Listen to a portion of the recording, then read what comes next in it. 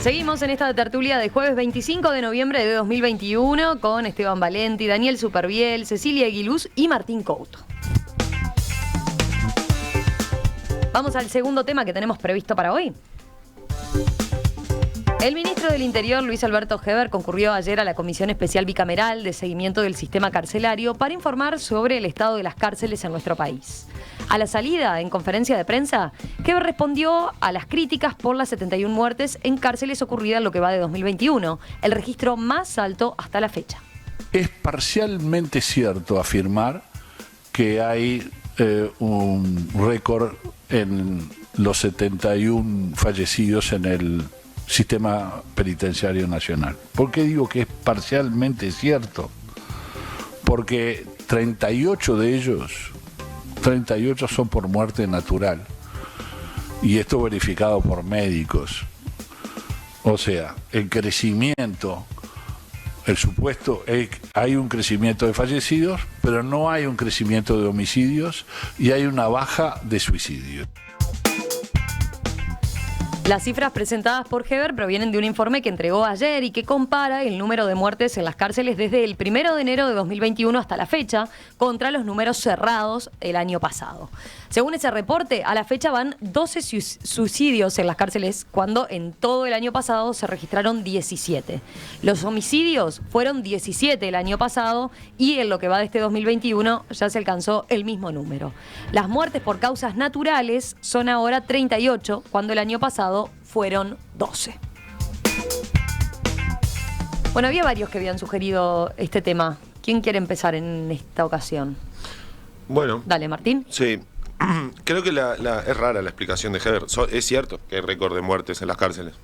Uno mira la cantidad de muertos y récord faltando un mes y medio. No sé cuándo se habrán cerrado estos números, pero más o menos falta ahora un mes y 10 días. Hay un forense en el material que nos enviaron que dice, bueno, todas las muertes bajo custodia son muertes a revisar, a ver exactamente qué pasó, incluido las muertes naturales, porque a ver, alguien puede morir por una muerte natural, pero tener una muy mala atención en salud y seguimiento, etcétera. Entonces, a mí me parece que es un dato muy preocupante, muy preocupante. Bueno, él ponía el énfasis ahí, ¿no? En que la diferencia en los números aparecen las muertes naturales, ¿no? Claro, por eso vos haces esa puntualización. Decís. Que no recuerdo... Son 12 contra 12 el año pasado, 12 muertes naturales el año pasado contra 38, que se dieron ahora. Claro, en lo que va de 2021. O sea que el aumento no tiene que ver de ninguna manera la proporción de aumento con la proporción de aumento de la población carcelaria. O sea, hay un fenómeno raro ahí a investigar porque se multiplica varias veces. Ni con la cantidad de muertos proporcionalmente a nivel nacional. Exacto, claro. Y además ahí hay que ver incluso cómo se categoriza, etcétera. Un montón de cuestiones que habría que analizar. Pero a mí me parece extremadamente preocupante que este país tenga récord de presos, 14.007 presos hasta el 22 de noviembre. Estamos entre los 15 países del mundo con más presos per cápita y con una situación de la seguridad que no mejoró. Y ahí vendrán con algunas de las cifras. Yo creo que, uno, cuando veamos en el mediano plazo nos vamos a dar cuenta que no mejoró. Y dos, hay que ver cómo analizar las cifras con un cambio en la manera de registrar y de tomar las denuncias.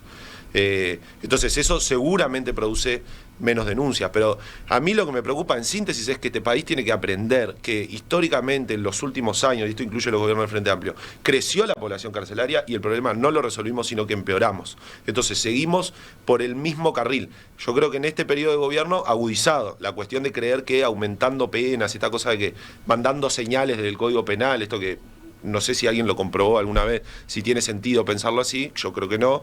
Pero lo que... ¿Qué cosa? Esto de que mando señales a través del Código Penal. Entonces aumento penas para darle la señal al delincuente de que delinca menos, es un disparate.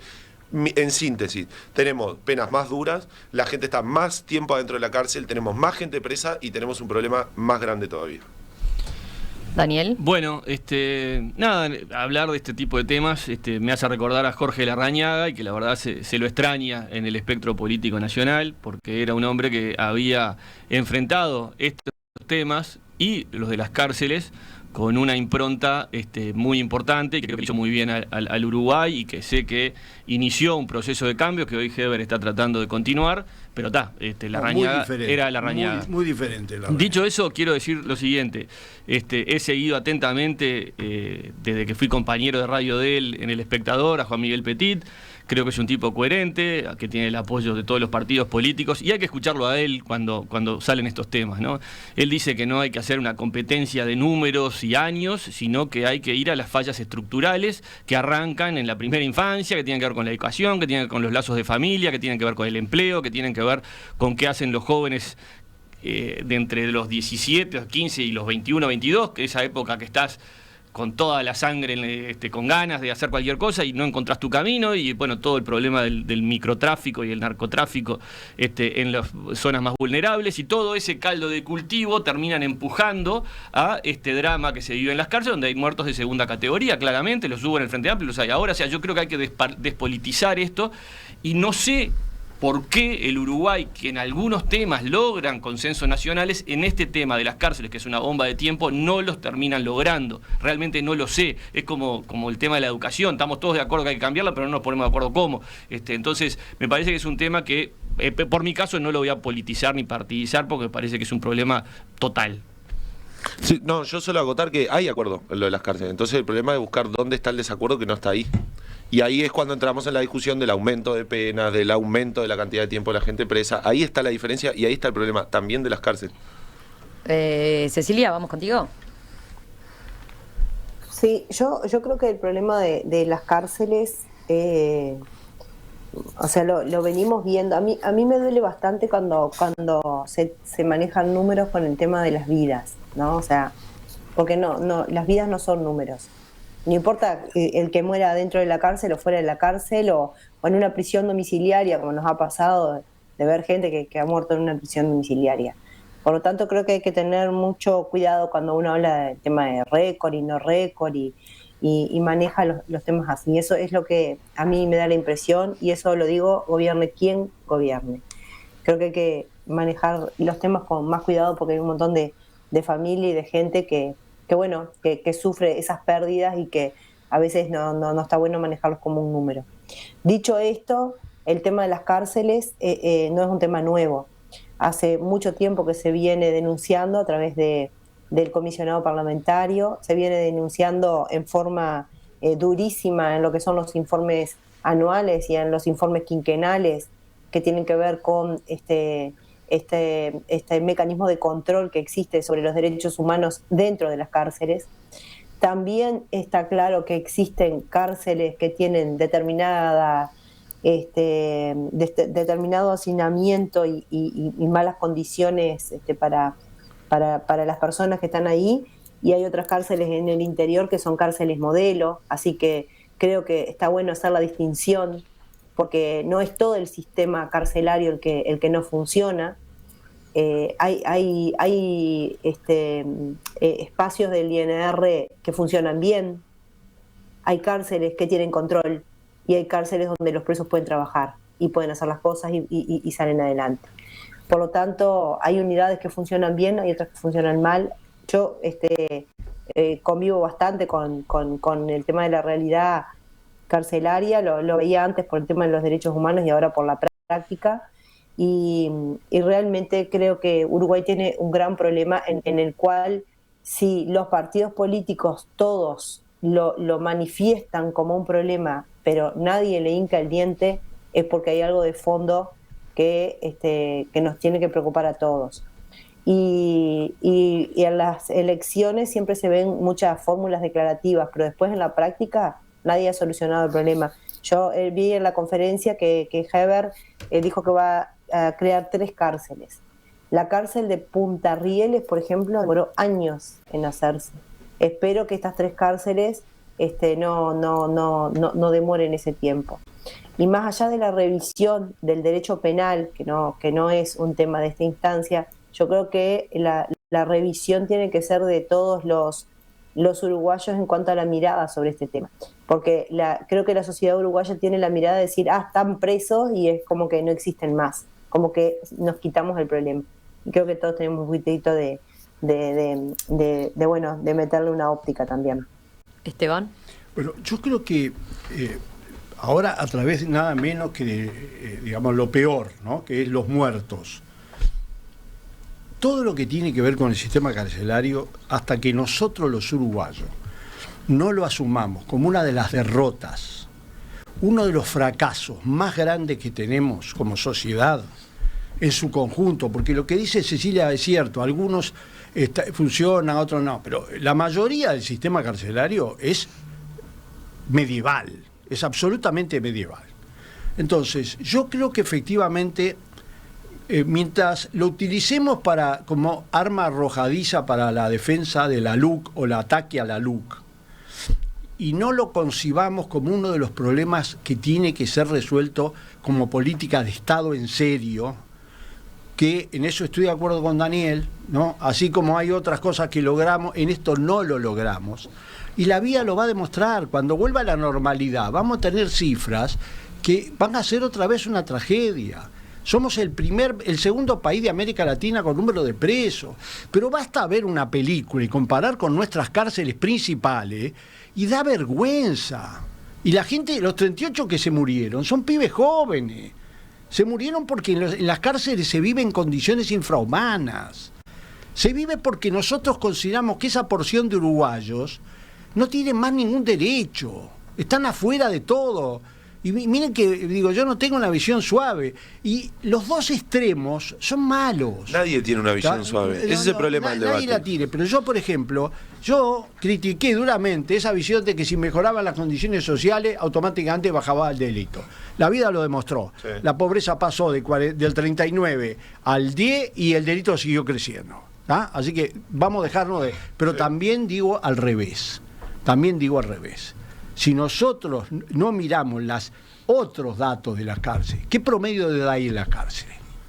Ahí está la juventud, una parte de la juventud. La juventud pobre. ¿Tá? Y en los alrededores, prontos para entrar a las cárceles, ¿quiénes están? Los jóvenes frustrados y comidos por el negocio del narcotráfico y el microdelito.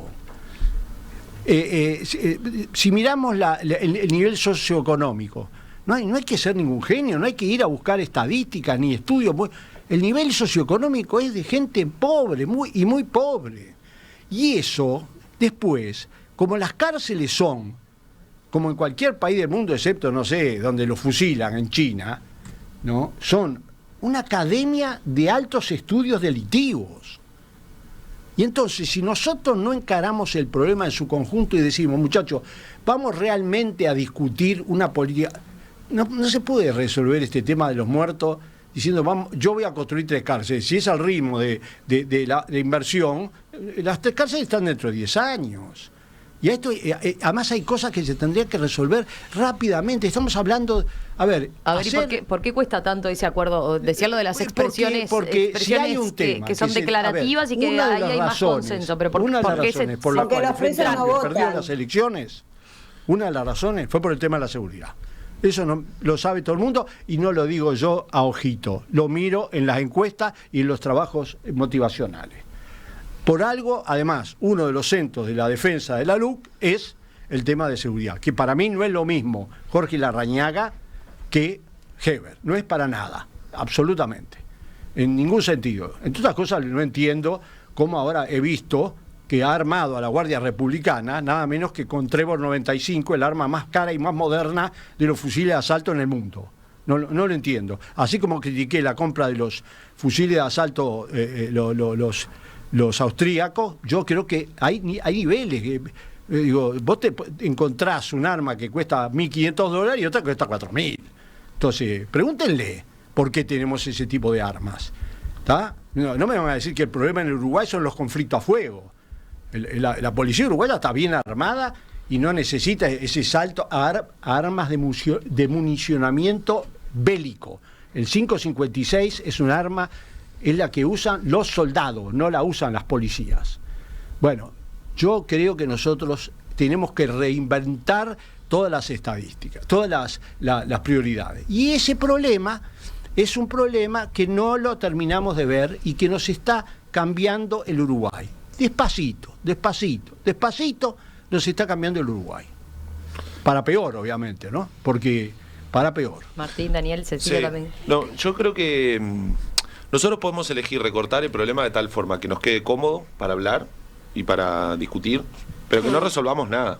Entonces, si uno dice, bueno, estamos todos de acuerdo en que las cárceles funcionan horrible, estamos de acuerdo.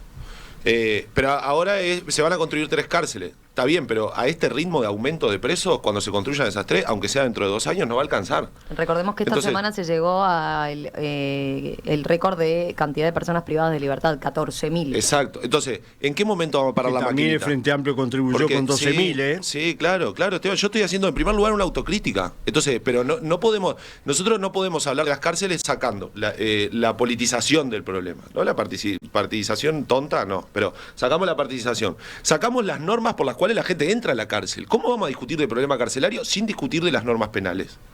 Y del proceso penal.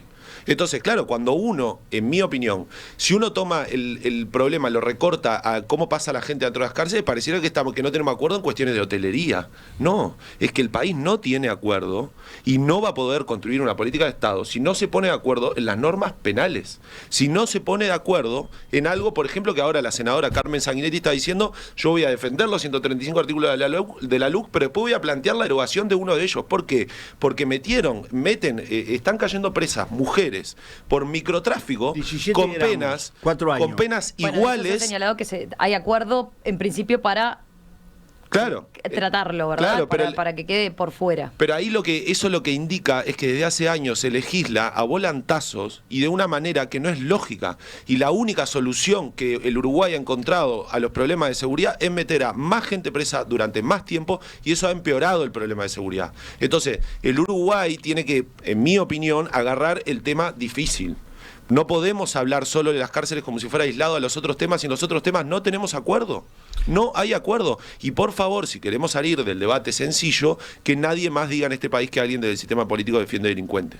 Porque eso es banalizar el debate al punto de clausurarlo. Y discutamos cuáles son. Delincuentes, meter 12.000 presos. Partamos de la base de que todo el mundo quiere resolver el problema de seguridad y que tenemos diferencias en las estrategias, y que la estrategia de dar señales a través del Código Penal y meter decenas de miles de gente presa no resolvió los problemas. A ver, Daniel. Volver a mi intervención inicial. O sea, es un tema que arranca en la educación, arranca en los cuidados a la primera infancia, arranca en cómo guiar por el lado de la vida en sociedad a esos gurises que a los 14, 15 años empiezan a ver que el sistema no los acoge, no los abraza, ese contagio permanente de ese agujero negro que es el narcotráfico, que es atractivo, por más que es el fin de la nada, ¿no? O sea, una vez que entraste en esa rosca, es muy difícil de salir.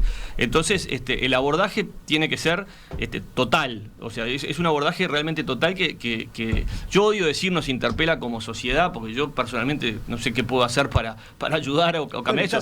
Hablar, pero te quiero decir, pero interpelar como sociedad es como diluir la responsabilidad. O sea, acá hay políticos, hay partidos políticos, hay políticas públicas, y un tema son las cárceles y otro tema es la seguridad, ¿no? Obviamente, si falla la seguridad y los agarran, terminan en las cárceles.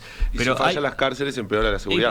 Pero la ciudad, y empezamos en la rosca esa. Entonces, de alguna forma hay que poner el palo en la rueda, literalmente, en este tema, y tratar de generar grandes consensos nacionales, porque nos estamos perdiendo realmente grandes proporciones de nuestra juventud, la juventud que tiene que sostener el país, y la mayoría varones, la mayoría son varones, que vos los ves y vos decís, en país envejecido, ¿eh? Por eso te digo, entonces, ¿de qué forma nosotros podemos ayudar o la sociedad a agarrar esa masa entre 15 y 22 para que no terminen cayendo en el delito? Porque después no salen más, y después viene el tema de la dignidad, la autoestima y todo ese tipo de cosas que termina generando la cantidad de suicidios que hay en las cárceles. O sea, es un tema realmente importantísimo, y ojalá encuentremos los uruguayos el camino de transformarlo, ¿no? Cecilia. Bueno, primero que nada, que yo creo que como los presos no votan, porque los presos no votan, y eso hay que ponerlo arriba de la mesa, es un tema que al final del día muchas veces no se tiene en los primeros lugares de la agenda política. Y eso creo que no es un sincericidio, porque yo no lo vengo a decir, sino un gran cuestionamiento al sistema político de nuestro país. De acuerdo. En realidad, cada vez que hay sectores en nuestro país que no votan, muchas veces no tienen voz fuerte. Cuando uno lo escucha a Petit, lo escucha medio en solitario, pegar los gritos de ayuda y de solicitud de ayuda. Pero cuando uno está con los familiares de muchos presos, te das cuenta que realmente, además, son marginales hasta las familias, porque muchas veces ni el sistema político los atiende. Entonces, yo creo que no hay que estigmatizar, pero que nuestra sociedad estigmatiza. Y cuando una persona viene y te dice que tienen un familiar preso, hay mucha gente que le presta oído, pero hay mucha gente que no. Y al final del día los presos no votan. Entonces creo que ese es el gran problema de fondo. Si nosotros como país queremos realmente solucionar este problema, primero que nada tenemos que detectarlo con fuerza y ponernos a trabajar en eso. El Frente Amplio fracasó, el Partido Nacional o la coalición de gobierno viene por el mismo camino, pero nosotros como sociedad yo creo que lo que decía Daniel de qué podemos aportar nosotros, yo creo que todos desde nuestro lugar siempre podemos aportar. Por el contrario, y creo que sí tenemos que interpelarnos como sociedad y primero que nada ver qué visión tenemos. Yo creo que nosotros como país tenemos mucho recelo con el tema carcelario, y eso hace que tampoco se solucione, eso hace que no se tenga en la agenda, eso hace que hablemos únicamente de los derechos humanos para algunas cosas y no para otras. Y me parece que la gente que delinque tiene que tener su condena, y la gente que tiene que estar presa tiene que estar presa, y se tiene que hacer justicia, pero no por eso podemos tener un concepto marginal de decir que porque están presos tiene que prácticamente terminárseles la vida, porque no es así. Y eso me parece que sí nos interpela como sociedad. No, hay una pregunta, cuando asumió Heber lanzó una especie de GACH de seguridad o GACH carcelario, no me acuerdo que acá escuché una nota, no sé si ya hay resultado de eso, si van a empezar a trabajar, pero sería bueno empezaban hace unos meses, ¿no? Periodísticamente empezar a preguntar si avanzaron algo, porque ahí creo que ahí era partidario, había expertos del exterior, etcétera. Pero está bueno que el tema esté arreglado. Yo discrepo con Cecilia en el hecho de que no esté en la agenda. El tema está en la agenda. Yo creo que sí está en la agenda. El tema es que nadie hace nada. Sí, yo creo que está mal el tema en la agenda. O sea, repito, si vamos a hablar solo de las cárceles, cuando hablamos de cárceles, vamos a agarrar mal el problema.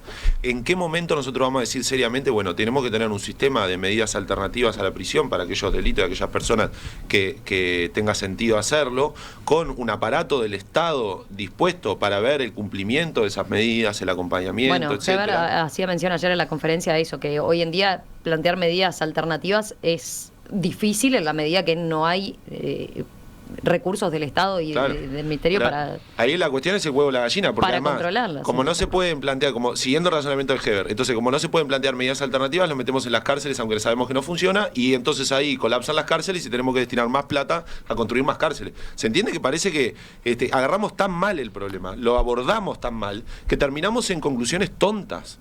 Pero porque en realidad la cuestión es, bueno, no todo el mundo que delinque tiene que ir preso. Pensándolo en términos estratégicos, de cómo resolvemos el problema de la delincuencia. No en términos... Y ahí lo difícil es pararse frente a un auditorio de gente enardecida y enojada porque mataron a un comerciante en su barrio y decirle, bueno, la seguridad no se resuelve en ese estado de ánimo. Ese estado de ánimo legítimo de la gente, el sistema político tiene que decir, momento, pelota al piso, y para resolver este problema desde un punto de vista estratégico, tenemos que tomar decisiones que no sea para vengarnos o para saciar nuestra necesidad de procesar ese enojo o esa furia que nos provoca un asesinato, un robo, etc. Bueno, pero delitos menores, un contrabando, una lesión, o sea, de eso Exacto. estamos hablando. Estás metiendo a veces gente en una prisión preventiva por una lesión o por un delito de contrabando y en definitiva ni siquiera tienen lugar donde estar. Tal cual. O sea, ahí creo que hay un tema muy importante que sí, ahí comparto, que tiene que ver con el funcionamiento judicial y el rol de la Fiscalía. El rol de la Fiscalía, que es un rol importante y que tampoco se tiene que sacar de la discusión si vamos a poner el rol de la justicia penal. De acuerdo. Bueno, yo creo que primero voy a empezar a hacer un reconocimiento porque en medio de todo esto, yo creo que por suerte salimos del medioevo del proceso penal al nuevo Código de Proceso Penal, porque realmente estábamos en el medioevo. Y eso, obviamente, hay que reconocerlo. ¿Quién lo aprobó? Todo el sistema político. Vamos a entendernos claro. ¿Quién lo aplicó? La Fiscalía. ¿Qué cambió? Cambió quién es el titular de... Bueno, todos los que sabemos. Ahora, yo creo que en este tema de la cárcel estamos prisioneros de un debate político porque efectivamente, primero, yo cuando hablo de política estoy hablando de mí. No me gusta, no por mí personalmente, sino de los ciudadanos. En este país todos hemos votado, todos tenemos responsabilidades, todos asumimos cosas, aunque tengamos cargos diferentes. No nos lavemos las manos. Entonces, cuando yo hablo de los partidos políticos, estoy hablando también del sistema. Entonces, acá nosotros tenemos el problema de que somos prisioneros de que el tema de la inseguridad, que efectivamente tuvo un crecimiento exponencial, que efectivamente tuvo un crecimiento desproporcionado a los resultados sociales, lo que demuestra lo complejo del problema, porque la conclusión es la que decía Daniel, no podemos decir, bueno, sí, como aumentó la plata para la escuela, los niños van de 2 a 3 años, pero sigue habiendo delincuentes, entonces no importa. No, es que tenemos que lograr que influya realmente. Y estamos en un derrotero malo, porque inclusive ahora, por todo este debate de la LUC, en lugar de discutir una política de Estado realmente, además, donde nos demos cuenta lo grave, lo que nos puede cambiar todavía más, la situación, con algunas cosas que yo quiero también decir, ¿no? A mí me está llamando la atención, creo que más de uno, las situaciones que se están presentando en las jefaturas de policía. Hay 9 cambios en el periodo de gobierno.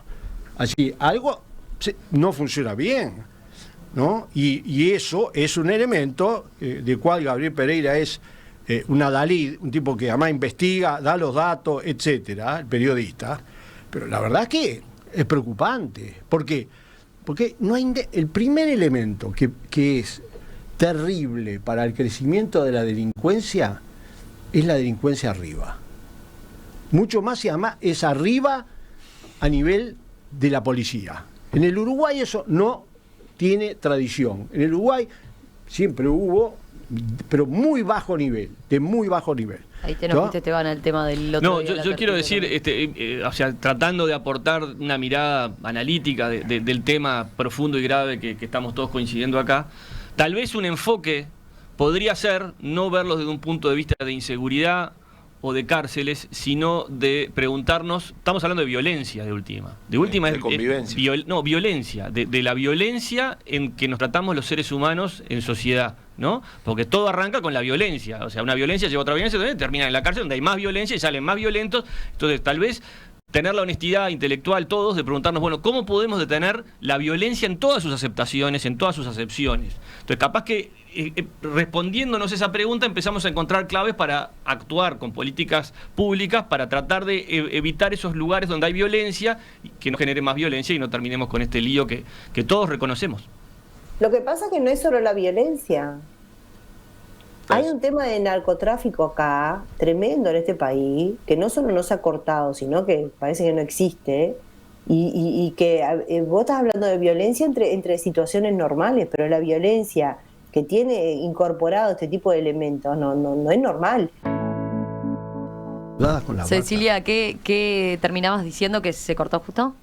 No, que no sabía si estaba de fuera del micrófono. Ah, quedaste justito, pero decías lo de que no era solo que no había que verlo solo como un tema de violencia, sino que estaba en el medio el tema del narcotráfico. Eso fue lo que llegamos a eso me parece que es importante porque es un tema delictivo grave y que nadie le está hincando el diente. O sea, cerrás una boca no es terminar el narcotráfico de este país.